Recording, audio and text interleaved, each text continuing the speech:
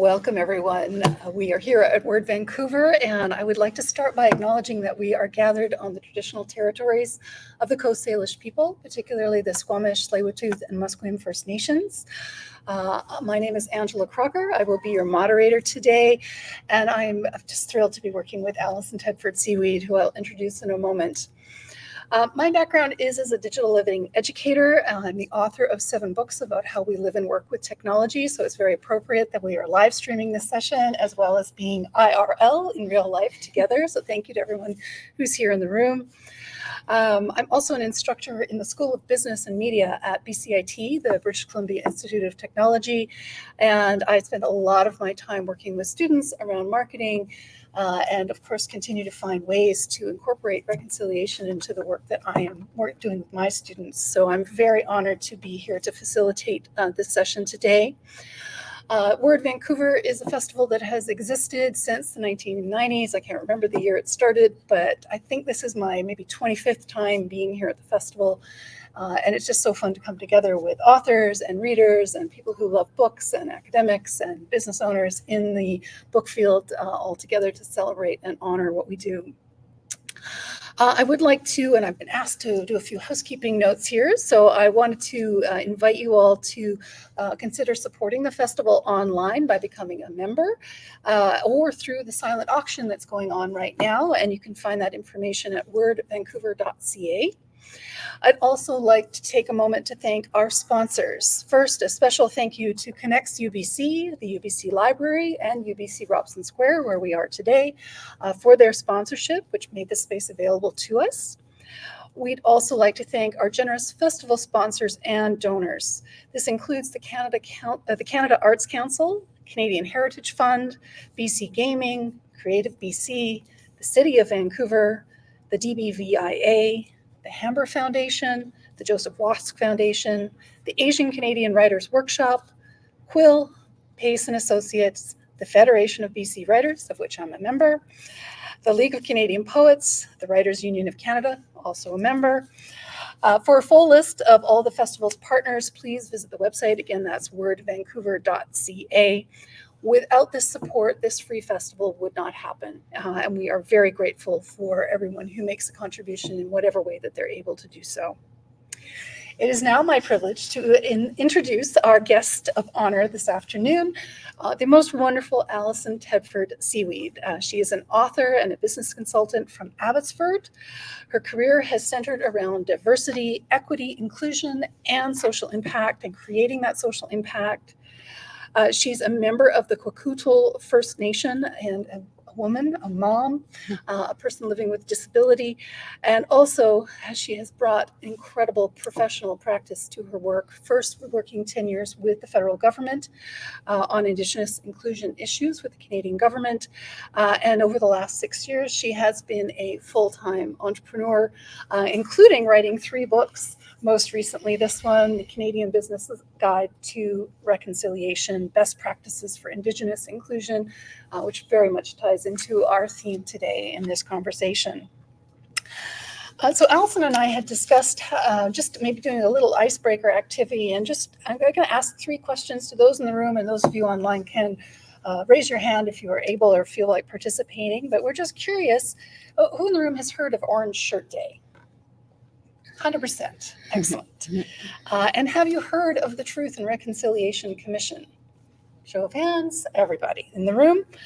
And finally, have you had an opportunity to read, either in full or in part, the calls to action that came out of the Truth and Reconciliation Commission?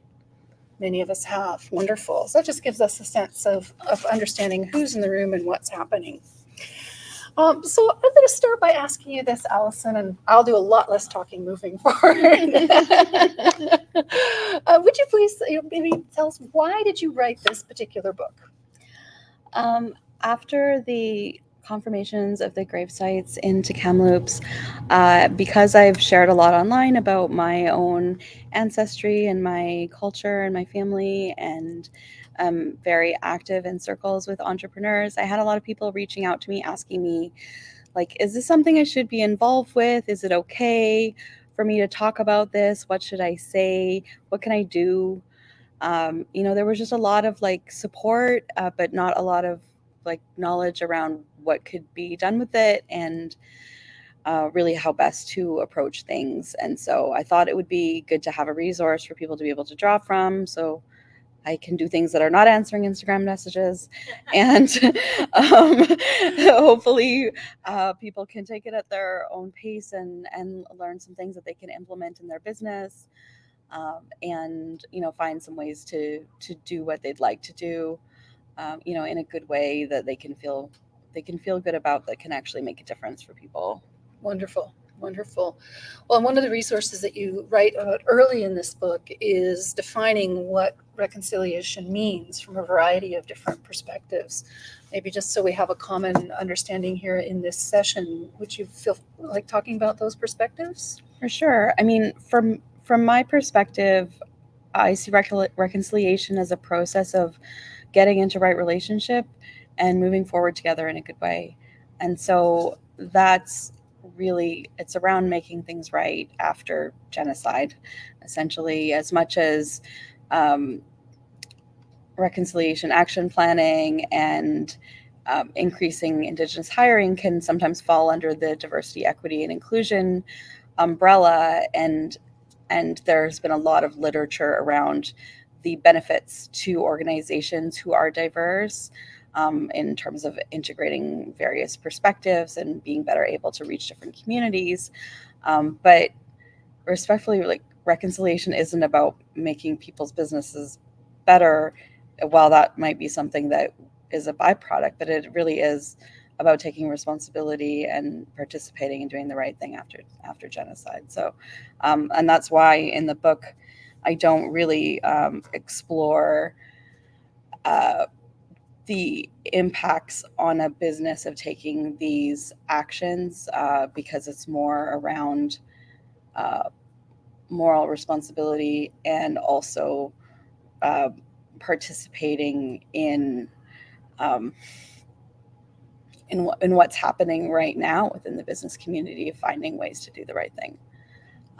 So that's kind of where I come from in terms of reconciliation. But there are so many different perspectives from so many different people, and I was very fortunate. I mean, as much as I wrote the book, I interviewed a lot of different people, academics, business owners, um, all sorts of people, to get their perspectives. So it does contain a number of different perspectives and definitions around reconciliation. And the reality is that, even amongst Indigenous people, sometimes there's, there can be a dose of cynicism, or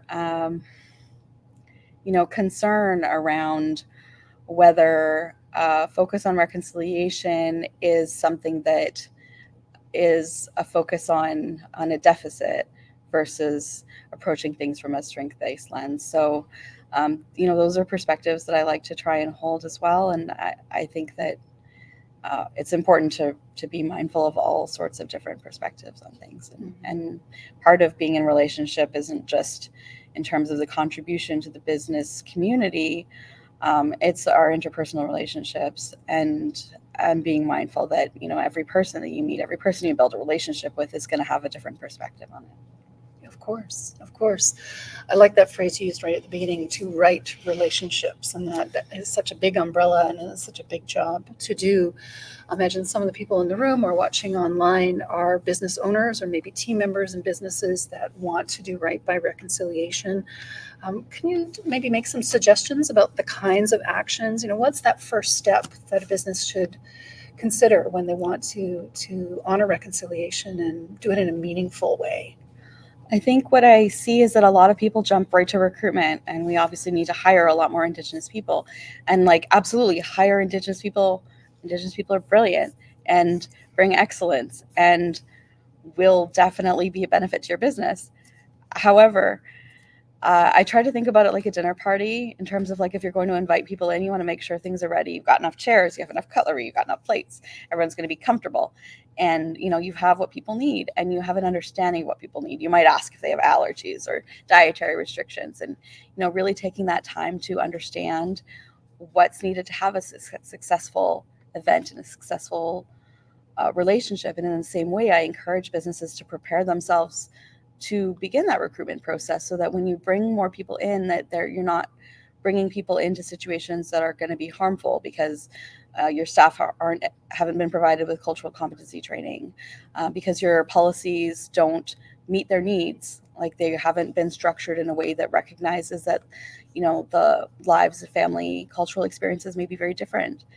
And so I encourage people to look in before looking out, or at least while looking out, to make sure that they're ready to receive all of the excellent talent that they're going to recruit, and so that people are more likely to not just be recruited but also retained.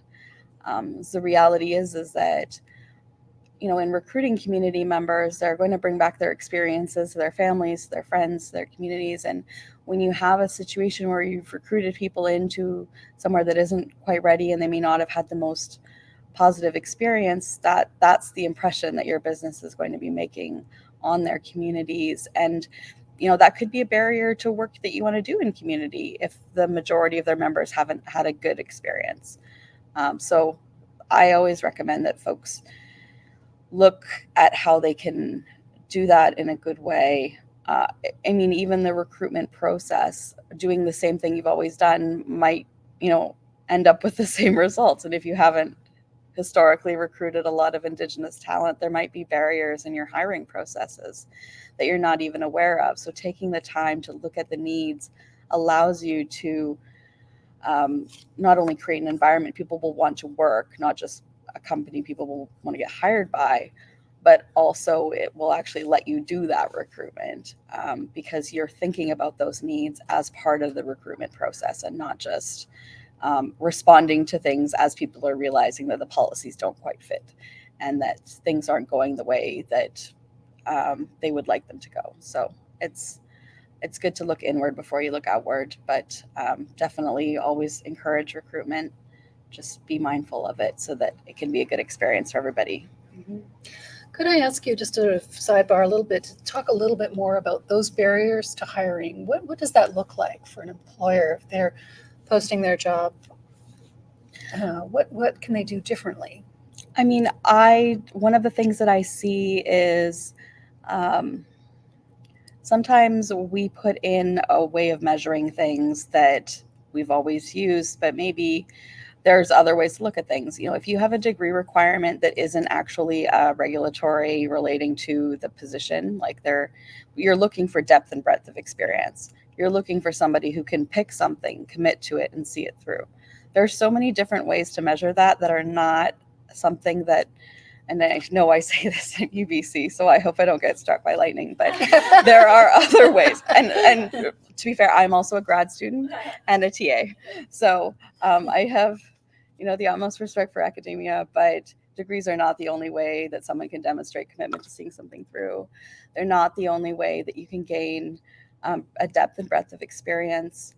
And that's not to say that Indigenous people are not educated, but that there are barriers to education that can exist. And in opening up those spaces, you won't even just find that you'll get more Indigenous applicants, but you'll be able to incorporate all sorts of different people.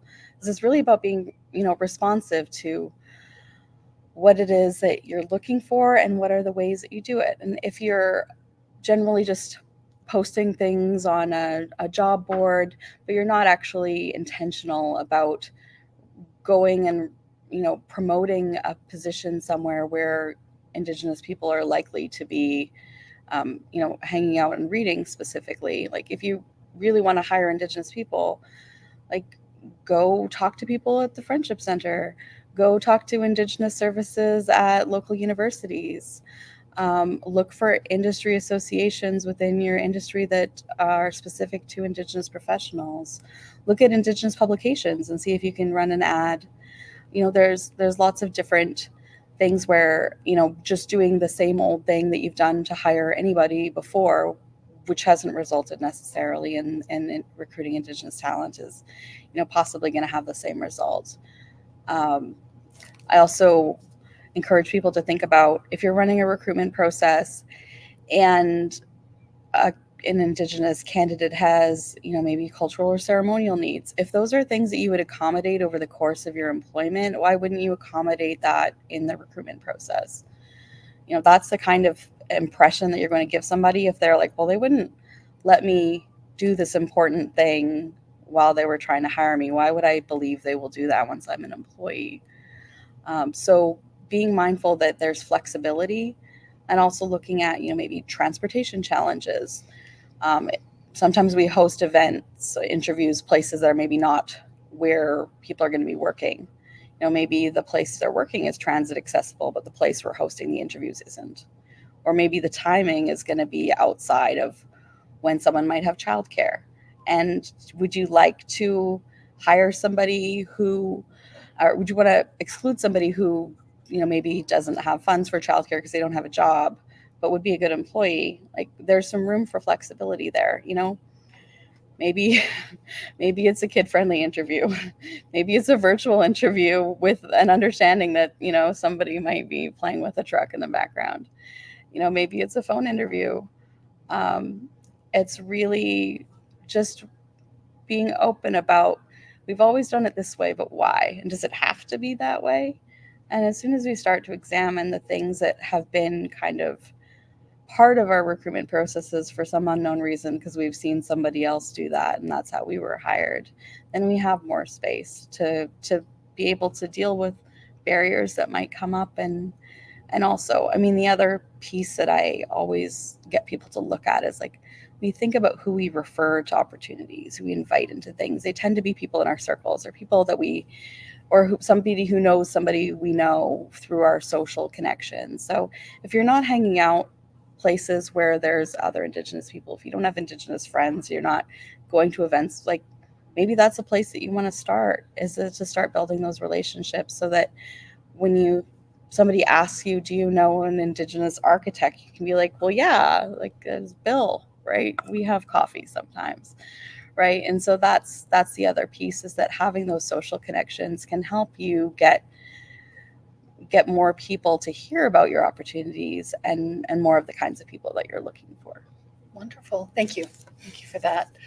Now, we've talked quite a lot about recruitment and hiring and the culture of the organization. But there are, of course, many organizations that are small operations, maybe only one or two people, or operations that have very little, if any, turnover in staff. So recruitment is not an area where Indigenous inclusion could be part of the approach to reconciliation. Could you suggest some other steps that businesses might be able to incorporate in those scenarios? Oh, for sure. I always encourage people to look at procurement. So where are you getting the things that your business needs? If you regularly host meetings, who's catering them? And where are you hosting them? Can you be renting space from an Indigenous organization or community if they have boardroom space that they rent out? Could you be hiring an Indigenous caterer? If you send out gifts at Christmas to your clients, are there gifts that you could be purchasing from Indigenous businesses? Looking at who you contract to provide services, and whether there's room for supplier diversity there, and really looking at who's available, because it could be that when you establish your business that there wasn't good visibility as to which Indigenous businesses were operating in the space, but it might be a little easier now, or new people might have entered the space. So really taking the time to look at who can you connect with, contract with. Like, thinking about a hotel, you've got in-room amenities. So who are your Indigenous soap makers, your shampoo makers, the decor, the things that you're selling in your gift shop, so you don't have to, like, reinvent the wheel and create new business lines in order to integrate things, but really look at what are you already doing and how can that be more inclusive. And then otherwise, looking at, if you have corporate giving, what are some ways that you could maybe include donating to Indigenous charities? If your staff are volunteering and you're supporting those efforts, can you be encouraging staff to be volunteering at charities that are Indigenous? Or looking at kind of joint partnerships and joint ventures. Like, can you be working with local communities to serve your clients?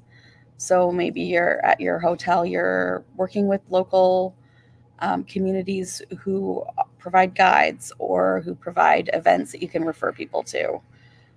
Or how can you make your business one that refers people to Indigenous businesses, when they come and ask, where should I have dinner? Which whale watching tour should I take? Having a list of places that you can refer people can make a big difference as well. Even if you can't personally hire people, you can send people other places. Mm-hmm. Are there opportunities for business owners to get involved with advocacy at all? I think if advocacy is something that you're comfortable doing in terms of sharing your values with your employees,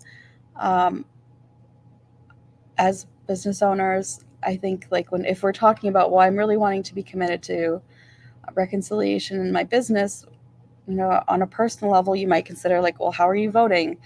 Who are the people that you're helping elect contributing to reconciliation? Are they helpful to Indigenous people or harmful?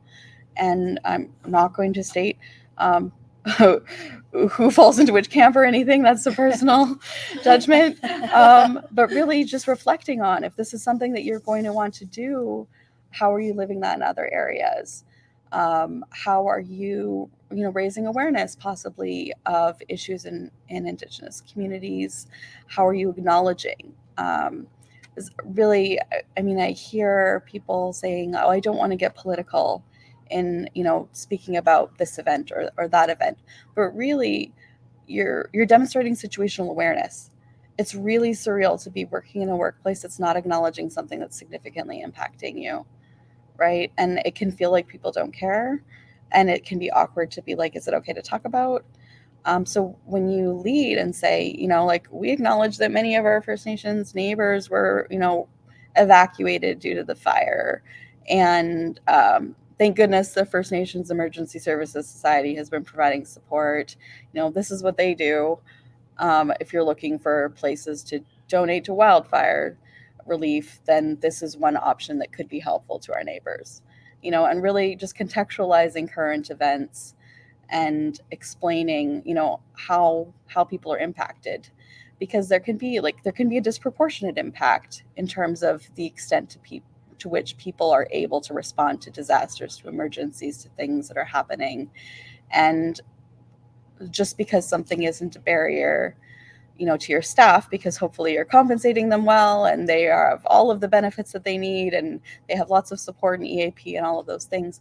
Thinking about community members who may not have those things, it's good to be able to raise awareness that, while some things might feel like an inconvenience, it can be disproportionately felt in community, and to just be able to educate that, even just getting online and having access to broadband, that's a significant disparity. And so I encourage business owners to share their values and what they do. It helps your employees know who you are, and it allows them to participate in a way that they would like to, whatever that looks like. And I just think it's part of showing leadership is guiding staff along the things that they would like to do.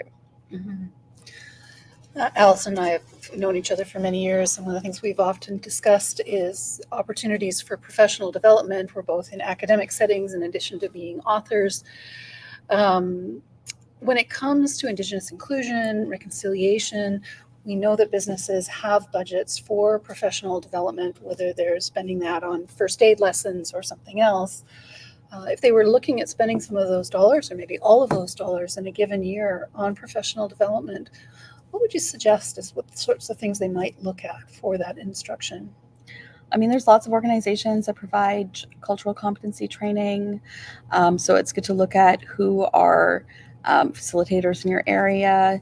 The Canadian Council of Aboriginal Businesses has a listing of folks who do work like this, and also really investing your staff time. There's some really great free options that might just take your staff time to work through.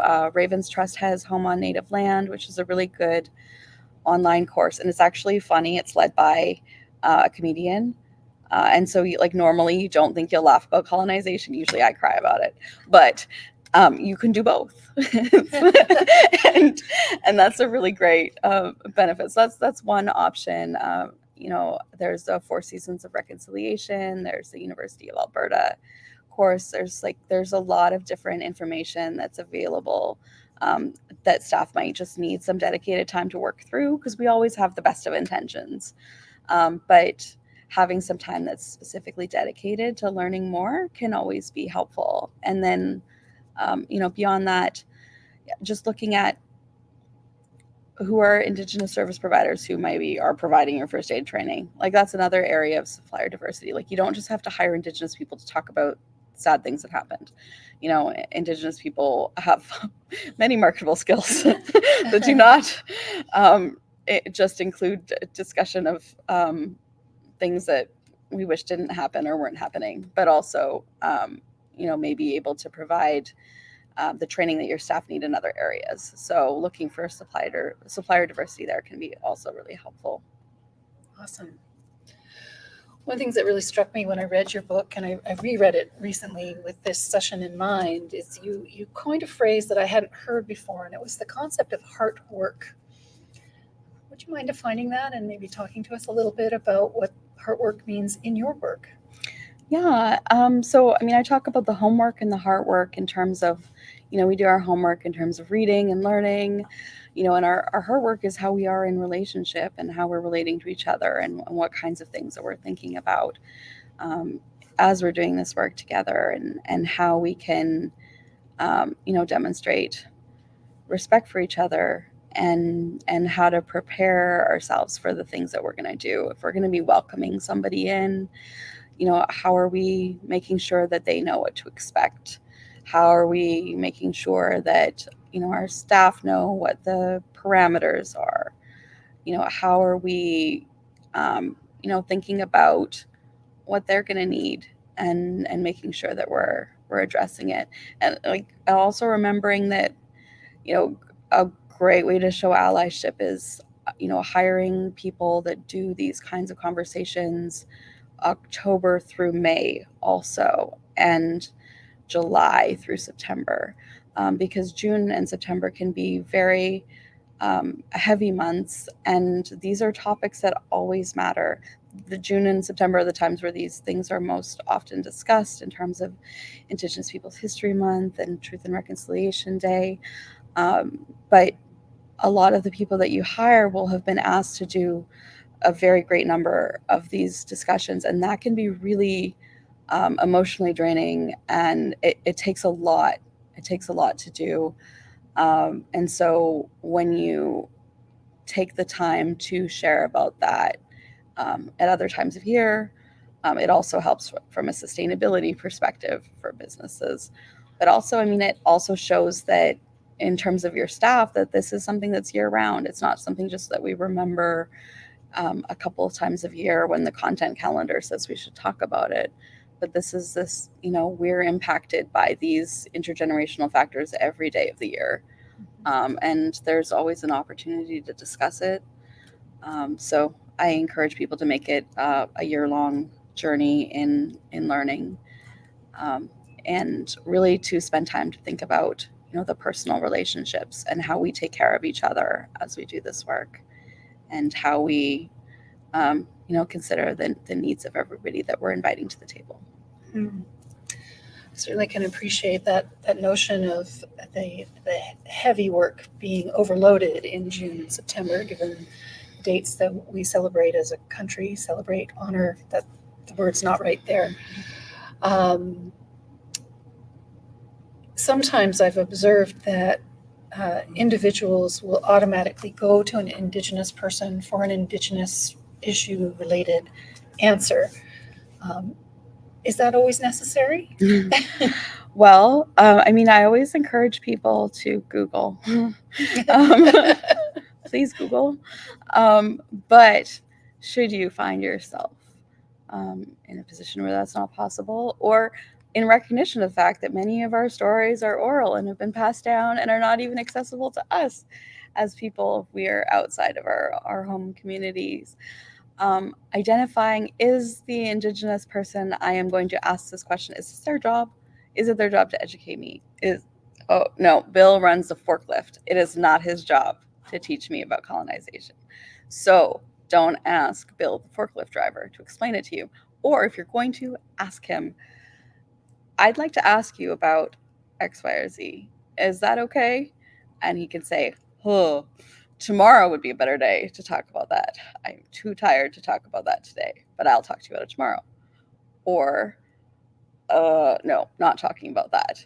But I think that if you talk to our friends in learning and development, they'll be able to direct you to somebody who can.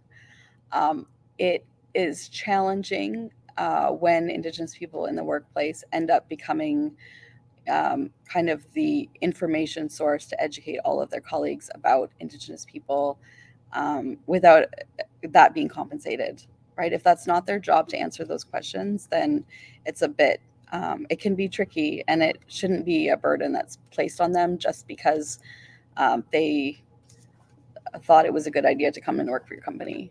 And you know, just as much as you probably wouldn't appreciate having to educate people about all of the difficult things that, you know, your own people might have encountered, right? It shouldn't be an expectation that just because you are from this community that it is your job to educate all of the people in your workplace. So if, you know, Bill's job is to educate people, he's the Indigenous relations person, definitely ask him because he's the person who knows. But if he just runs a forklift and he's not into it, don't bother him about it. Google and ask somebody whose job it is. And if you're the person running the organization, then identifying who is the person to answer that, so that all of your new recruits are not becoming the Indigenous Relations Department because they work there. Yeah, I appreciate you sharing that with us. Part of our session today is to give our audience, both here in the room and online, an opportunity to ask questions. Yanis, if you got a comment section where you can potentially, if we have any questions online, we'll just put that out there if anyone who's watching would like to. Are there any questions here in the room at this time? My son is here, and if he wants to know what's for dinner, I don't know.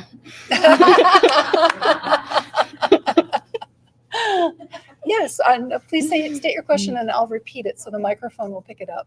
I was just going to say that there a lot of businesses don't want to engage in decolonization because there's no incentive to do so.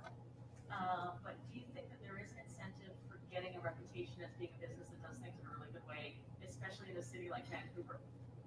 So the question was, and I'm going to paraphrase that I've lost it. I'm sorry. So there are sometimes businesses aren't necessarily incentivized to acknowledge reconciliation or Indigenous inclusion in their work. And if they're not incentivized, how, please repeat your question. Getting a reputation for doing business in a decolonial way and in a good way, actually an incentive on its own. Is in a city like Vancouver where there's a lot of native-run businesses. Thank you for repeating that. So is there an advantage or an incentive for businesses to do business in an inclusive way, as we've been talking about, especially in a city like Vancouver? Yeah, I mean, absolutely. I think it's important to be known for, you know, what you believe in and doing what you believe in. I think that if you have shared, if you have a commitment to reconciliation, doing something about it, and being clear about what that looks like in your business is important. It also helps, you know, establish credibility. If you say something matters to you, this is what you do about it, and this is what it looks like. And then if somebody says, "Hey, I thought you cared about that thing," you know, I don't think you do because this is what you did. You can contextualize and say, I care about this thing. This is why I do X, Y, and Z to show that I care about this thing. And, you know, understanding where you're coming from in terms of this is what you think that it looks like. This is how we're expressing it within our organization, and being able to provide concrete examples so that it isn't just nice words that you hired somebody to write for you, but actually an expression of those values in the way that you're working. I mean, it's something that can be helpful in terms of your recruitment process, not just in terms of recruiting Indigenous people, but, you know, in terms of recruiting allies who would like to work for an organization that actually shares their values. And, you know, something else that, you know, think that we don't always think about as much in terms of like UNDRIP is something that is often we think about, the need for free, prior, and informed consent around resources. But it's something that's also really contextual to storytelling. And when we think about, content marketing and how sometimes many of our marketing content might talk about maybe work that we're doing in communities, those stories like that's extractive also, and we need to be mindful of how we share those stories of impact. And so I think that's another way that it's important to be thoughtful of your reconciliation goals when you're sharing stories of how you've contributed to communities, because the way you share those stories, the way you share about your partners, that impacts the relationship, right? And so if you care about protecting those relationships, then the way you share the story of impact really matters, because it shows how you feel, right? Is it a rescue mission, or is it a cool story about something you did together? Right. And so that has some implications in terms of power. It has implications in terms of how capable you feel the community is. And it also recognizes the strength and resources that they're bringing to their own story of fixing something. And also it's important, if you are a community that's going to be giving back within Indigenous communities, being mindful of the principle of like nothing about us without us, and having those conversations so that you're not fixing a problem that doesn't exist, or imposing your own values on a community around how things happen. That means that, the way things are happening in community maybe doesn't look the way you would expect, but it's perfectly functional for everybody involved. And I think that's just part of having a good relationship, right? It's not wandering in telling people they're doing it wrong. And I'm having that perspective can be helpful in terms of your relationship with community, because you're not imposing those judgments.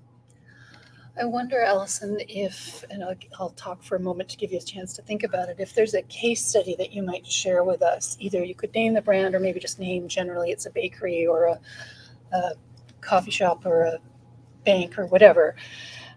Is there a case study that you might share with us, maybe not in full, but just sort of sharing with us something that's like really concrete, applying what we've been talking about so far this afternoon? Something that I've seen was that TELUS has implemented some really interesting employment policies around time for ceremony and wellness. So I think if you take some time to look on LinkedIn, they've done a lot of sharing around how they've changed their employment policies to be more inclusive of Indigenous people. They're somebody that I usually point to in terms of having made some concrete steps. And they also, they do a lot of giving within community as well, which is really helpful. But definitely in terms of employment policy, they're showing a lot of good leadership there lately. Great, thank you. It's nice to have something concrete to consider. Were there any other questions in the room or online that we might want to address at this time? Well, Alison, brings me to my final question for the afternoon. And it is quite an open-ended question to allow us to see what parts of your mind we have not yet visited. We've covered so much, but I imagine my questions have not fully given you opportunity to share all of your thoughts. And I just wondered if there was anything that we haven't touched on that you might want to share with this wonderful group of people, both here and online. I think what I like to tell people is that, Call to Action 92 from the Truth and Reconciliation Commission, which speaks to how corporate Canada can participate in reconciliation, identifies creating opportunities in terms of hiring and all of those things that businesses should be doing, in response to genocide. Beyond that,